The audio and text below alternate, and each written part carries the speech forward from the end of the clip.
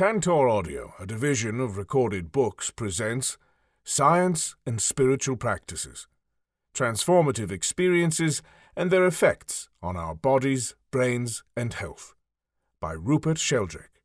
Narrated by Rupert Sheldrake. Introduction.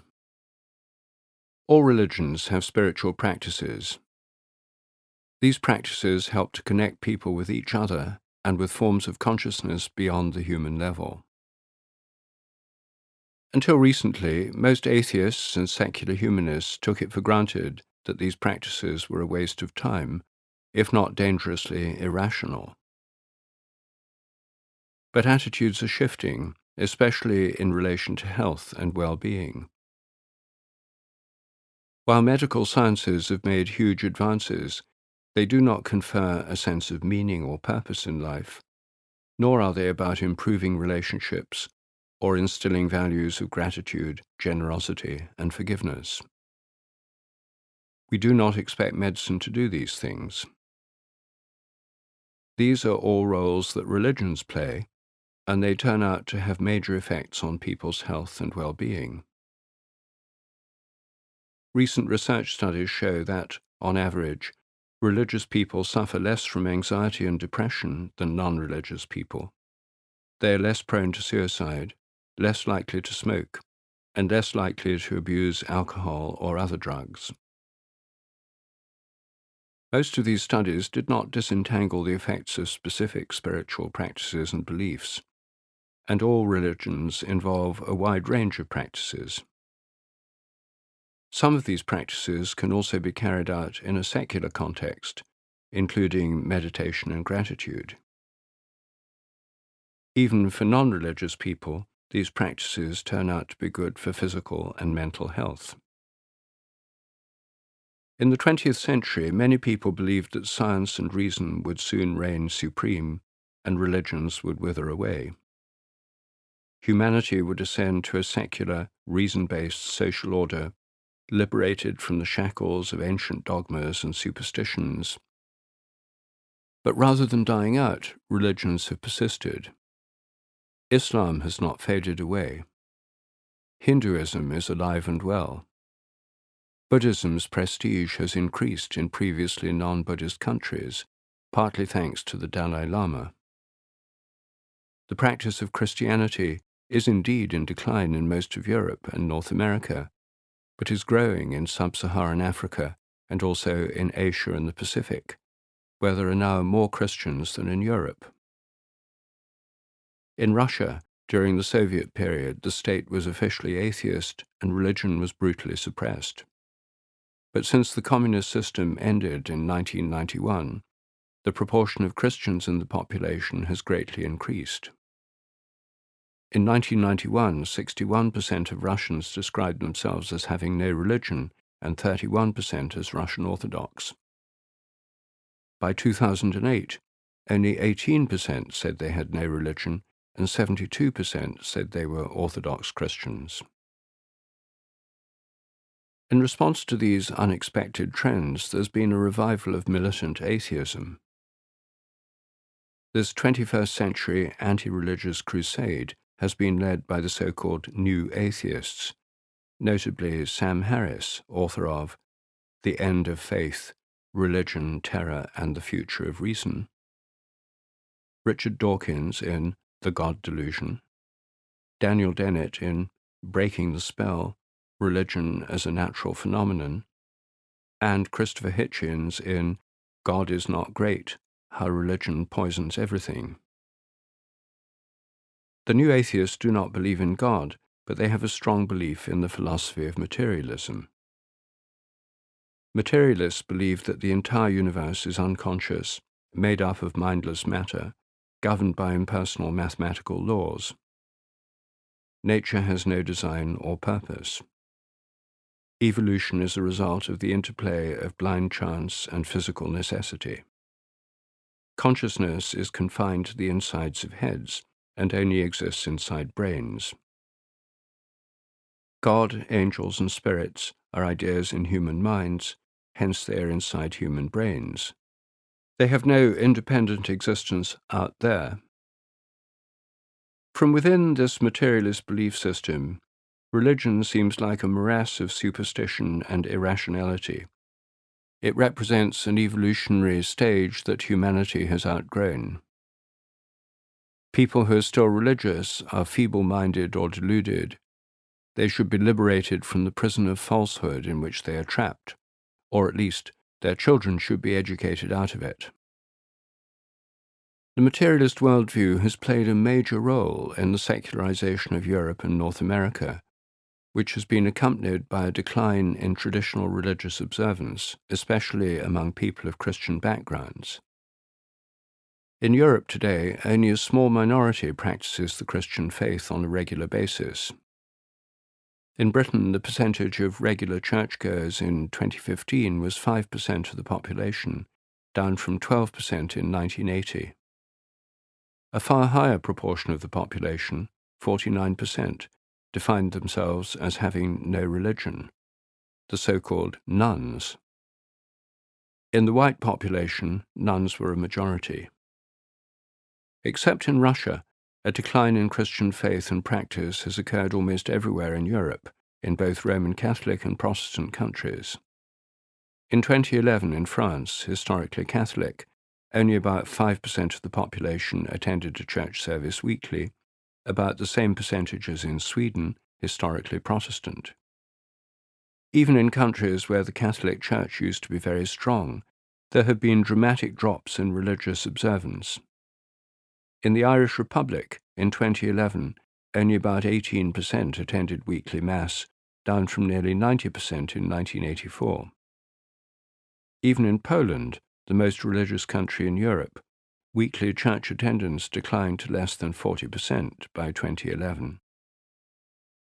Most European countries are now predominantly secular and are often described as post-Christian. But the United States is more religious. In 2014, 89% of Americans said they believed in God, 77% identified with a religious faith, and 36% attended services weekly. The proportion of atheists was 3%, much lower than in most of Europe. But even in the US, religious affiliation and observance are declining.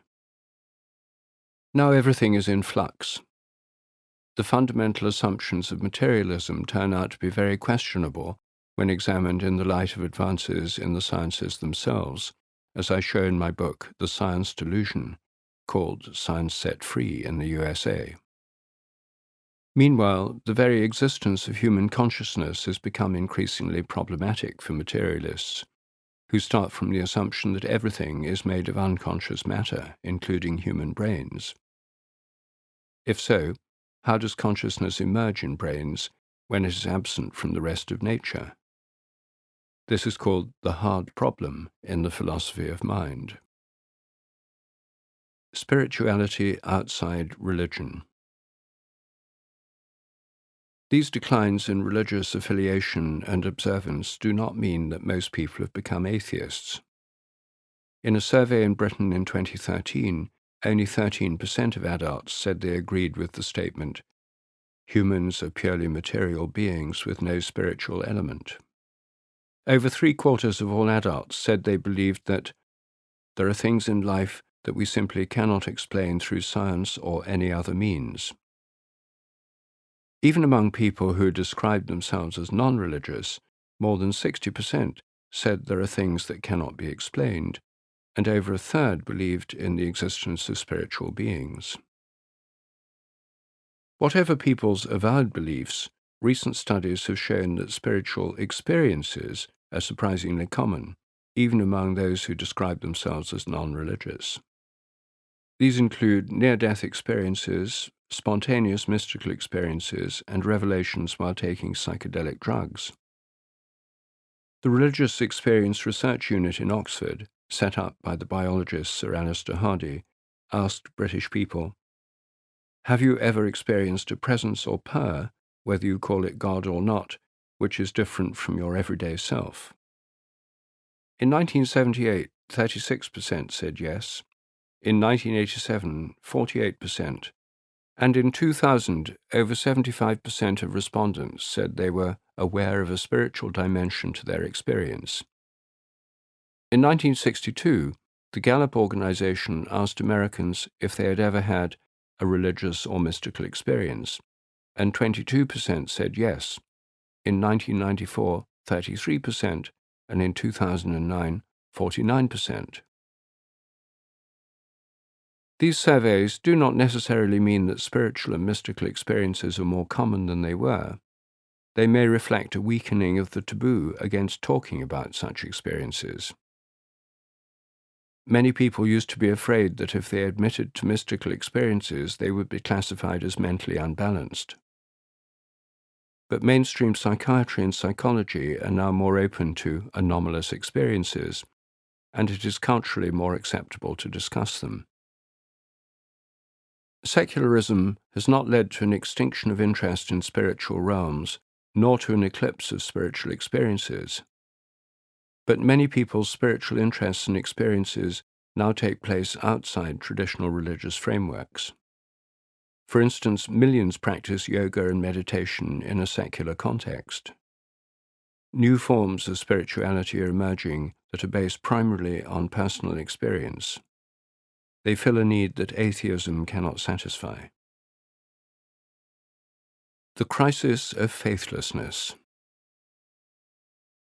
Hardline atheists such as Daniel Dennett and Richard Dawkins are suspicious of spiritual experiences and tend to dismiss them as delusions of the brain or chemical side effects. But a growing number of atheists and secular humanists are willing to talk about such experiences and indeed regard them as essential for human flourishing. The children's writer Philip Pullman, a prominent public atheist, had a mystical experience as a young man that left him with the conviction that the universe is alive, conscious, and full of purpose. In a recent interview, he said, "Everything I've written, even the lightest and simplest things, has been an attempt to bear witness to the truth of that statement." The philosopher Alain de Botton, who was brought up as an atheist, has come to the conclusion that by abandoning religion, atheists impoverish their lives. In his best-selling book, Religion for Atheists, A Non-Believer's Guide to the Uses of Religion, he shows how religion satisfies social and personal needs that a purely secular lifestyle cannot. De Botton was the son of two secular Jews who, he said, placed religious belief somewhere on a par with an attachment to Santa Claus. If any members of their social circle were discovered to harbor clandestine religious sentiments, my parents would start to regard them with the sort of pity more commonly reserved for those diagnosed with a degenerative disease, and could from then on never be persuaded to take them seriously again. In his mid-20s, de Botton underwent what he calls a crisis of faithlessness. Although he remained a committed atheist, he was liberated by the thought that it might be possible to engage with religion without subscribing to religious beliefs. He came to the conclusion that his continuing resistance to religious ideas was no justification for giving up on the music, buildings, prayers, rituals, feasts, shrines, pilgrimages, communal meals, and illuminated manuscripts of the faiths.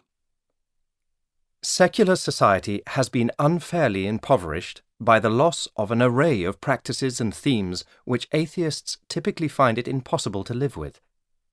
We have grown frightened of the word morality. We bridle at the thought of hearing a sermon. We flee from the idea that art should be uplifting or have an ethical mission. We don't go on pilgrimages. We can't build temples. We have no mechanisms for expressing gratitude. The notion of reading a self-help book has become absurd to the high-minded. We resist mental exercises. Strangers rarely sing together.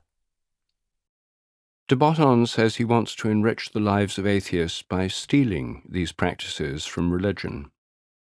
He turns to religion for insights into how to build a sense of community, make relationships last, overcome feelings of envy and inadequacy, and get more out of art, architecture, and music. Another atheist, Sam Harris, best known for his anti-religious polemics, is at the same time a committed meditator. He spent 2 years in India sitting at the feet of gurus, and has been initiated into the Tibetan Dzogchen meditative tradition. In his book, Waking Up, Searching for Spirituality Without Religion, he writes, "Spirituality remains the great whole in secularism, humanism, rationalism, atheism, and all the other defensive postures that reasonable men and women strike in the presence of unreasonable faith. People on both sides of this divide imagine that a visionary experience has no place within the context of science, apart from the corridors of a mental hospital. Until we can talk about spirituality in rational terms, acknowledging the validity of self-transcendence, our world will remain shattered by dogmatism." Harris now teaches meditation in online courses. Meanwhile, a new atheist church called the Sunday Assembly has been spreading rapidly. It was founded in London in 2013 by 2 comedians, Sanderson Jones and Pippa Evans. Its services include singing, small group bonding, and uplifting stories. Its motto is, "Live better, help often, wonder more." Jones describes himself as a humanist mystic and hopes the Sunday Assembly, unlike earlier humanist groups, will develop an ecstatic or charismatic brand of humanism. Many old-school atheists are willing to admit the validity of feelings of awe and wonder at the universe as revealed by science. But this is almost their only concession to the subjectivity of spirituality. A new generation of atheists and secular humanists are exploring the traditional territory of religion and trying to incorporate a range of spiritual practices into a secular lifestyle. Meanwhile, the effects of spiritual practices themselves are now being investigated scientifically as never before. Scientific studies of spiritual practice. In the late 20th century, from small beginnings in the 1970s, scientists began to investigate a wide range of spiritual practices, including, but not limited to, meditation, prayer, community singing, and the practice of gratitude. In the year 2001, a comprehensive review in the Handbook of Religion and Health brought together the findings of more than 1,200 research studies. In this century, there has been a great increase in the amount of research, and a second edition of the handbook, published in 2012, reviewed more than 2,100 original quantitative database studies published since the year 2000. Many more have been published since. The results generally show that religious and spiritual practices confer benefits that include better physical and mental health, less proneness to depression, and greater longevity. The old-fashioned opposition between science and religion is a false dichotomy.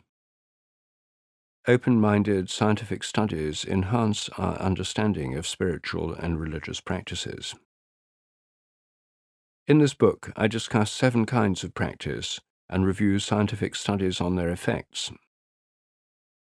I am not including all possible spiritual practices, but only a limited selection. I intend to explore several more in a subsequent book. These practices are compatible both with a secular way of life and also with a religious way of life. The practices themselves are about experience, not about belief. Nevertheless, as I show in the discussions in this book, beliefs affect the interpretation of the practices. For example, over many centuries, people have meditated within the Hindu, Buddhist, Jewish, Christian, Muslim, Sikh, and other religious traditions. They have done so in the belief that these practices are connecting them to a level of more than human consciousness. Materialists deny as a matter of principle the existence of consciousness beyond the human level. They think of experiences while meditating as nothing but changes within brains, confined to the insides of heads. Nevertheless, whatever their belief system, people who practice meditation often receive benefits that enrich their lives. The 7 practices I discuss in this book are common to all religions. All religions encourage gratitude. There is pilgrimage in all traditions. Hindus go to temples dedicated to gods and goddesses, to holy mountains like Mount Kailash, and holy rivers like the Ganges. Muslims go on pilgrimage to Mecca. Jews, Christians, and Muslims go on pilgrimage to Jerusalem. In Western Europe, Christians go to Santiago de Compostela, Rome, Canterbury, and Chartres. Irish Catholics go to Croagh Patrick, the Irish Holy Mountain, and Loch Derg, the Sacred Lake. Reconnecting with the more-than-human world is part of all religious traditions, and all connect in spiritually meaningful ways with plants. Rituals are an expression of spirituality and are found in all religions and secular societies. All spiritual traditions involve chanting and singing. At the end of each chapter, I suggest 2 ways in which you can gain direct experiences of these practices for yourself.